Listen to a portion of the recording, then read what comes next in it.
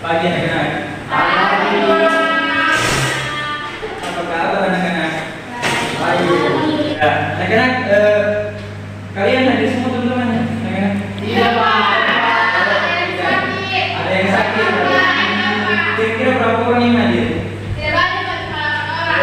Ya. Jadi sebelum kita masuk mata pelajaran, mari kita berdoa bersama-sama. Ketua kelas semua dipimpin Tuhan. Teman-teman, sebelum kita lanjut pelajaran, mari kita berdoa. Berdoa dulu. Berdoa selesai. Ya. Baik, sebelum kita lanjut ke materi, Bapak terlebih dahulu absen anak-anak sekalian. Nah, jadi pertama Suhan Abdul Rahman Anang, Muhammad Setriadi, Alfa. Sudah jalan? Sudah jalan? Sudah jalan. Asma, Nela Lestari, Tiara, Agung Kuncoro, Alfira Fisya, Fatmawati, Jabar, Arul, Fidya Ramdhani, Nurfainam, Devina Zara Putri, Muhammad Syarif. Hadir. Jadi mungkin langsung saja kita menuju ke materinya. Nah, jadi di pertemuan kali ini Bapak akan membawa materi yang berjudul manusia sebagai makhluk sosial. Jadi ada beberapa materi yang akan kita bahas dalam ini. Jadi bisa dilihat di slide-nya. Jadi yang pertama ada manusia sebagai makhluk sosial. Manusia sebagai makhluk sosial, manusia hidup bersama orang lain. Nah, yang kedua, manusia sebagai makhluk individu tidak akan mampu hidup sendiri dan berkembang sempurna tanpa hidup bersama dengan individu lain. Jadi manusia tidak akan bisa hidup tanpa bantuan orang lain. Yang ketiga, sejak lahir manusia sudah harus hidup bersama dengan manusia lainnya, didasarkan oleh kebutuhan. Ya. Keempat, yang selanjutnya ada unsur kepribadian. Ada ID, aspek biologis dalam diri manusia yang harus segera dipenuhi.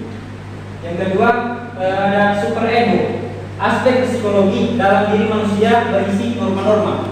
Dan yang ketiga ada ego, penengah antara ID dan superego, bekerja dengan prinsip realitas dalam perkembangannya, bisa didominasi ID atau superego. Nah, terus slide ketiga ada manusia makhluk sosial. Manusia harus hidup bermasyarakat, artinya saling berhubungan dan berinteraksi satu sama lain dalam kelompoknya dan juga dengan individu di luar kelompoknya guna mempelajari dan memenuhi kepentingannya. Jadi manusia di sini harus bersosialisasi dengan orang luar. Selanjutnya ada beberapa alasan-alasan manusia sebagai makhluk sosial.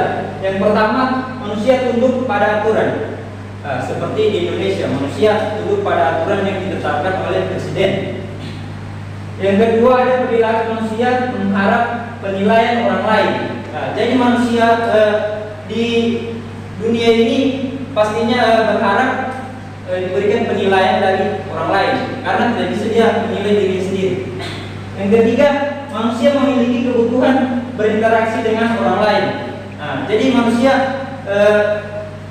dia memiliki kebutuhan, yaitu dia harus berinteraksi dengan orang lain. Terus yang keempat, ada potensi manusia berkembang bila hidup di tengah-tengah manusia lain, yang artinya manusia tidak akan bisa berkembang jika dia hidup sendiri. Jadi dia harus hidup bersama orang-orang lain, harus ada orang-orang lain di sekitarnya. Selanjutnya yaitu masyarakat. Masyarakat ini dikenal sebagai society. Jadi ada unsur-unsur. Yang pertama, kumpulan orang-orang. Di dalam masyarakat itu berarti harus ada yang namanya orang-orang, bukan cuma satu orang, tapi lebih dari satu. itu baru bisa disebut masyarakat.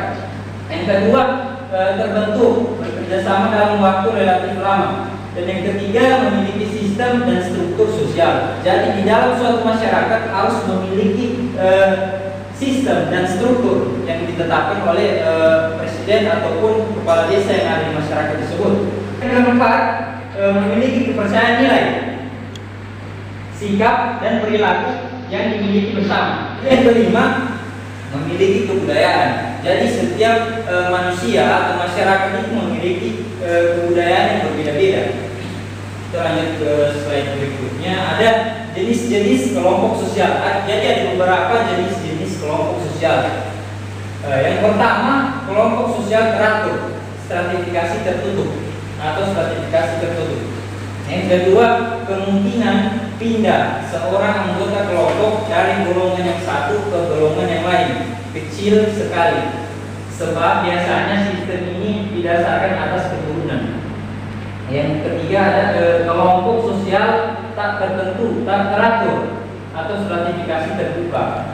Dan yang terakhir, anggota kelompok yang satu ada kemungkinan besar untuk berpindah ke kelompok yang lain. Artinya dapat menurun ke kelompok lain yang lebih rendah atau sebaliknya. Slide berikutnya.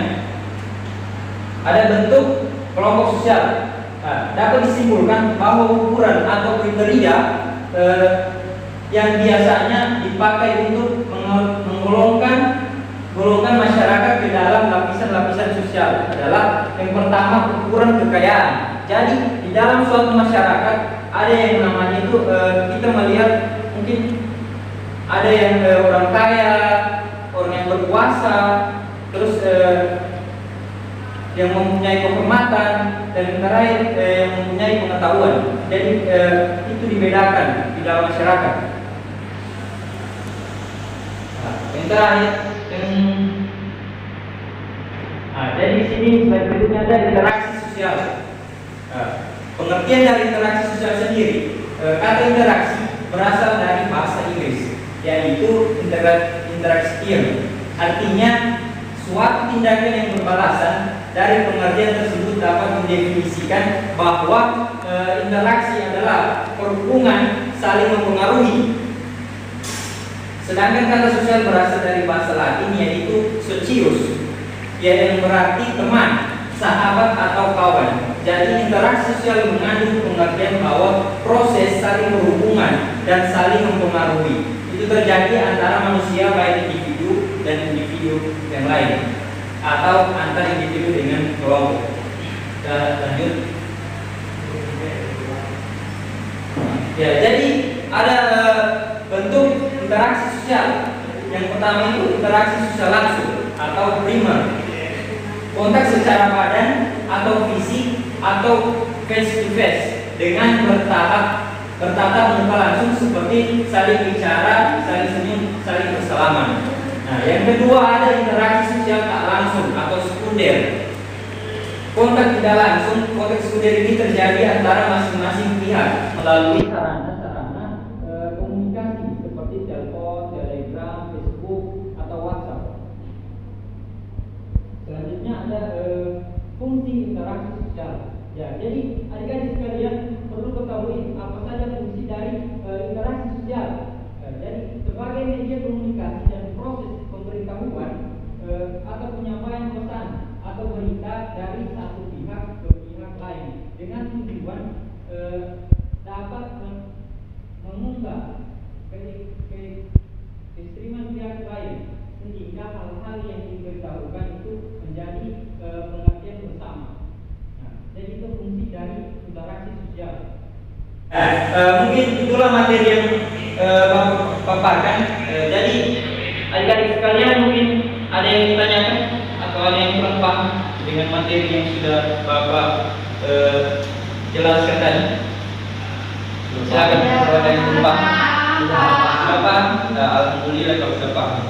Ya, mungkin sampai di sini saja pertemuan kita kali ini.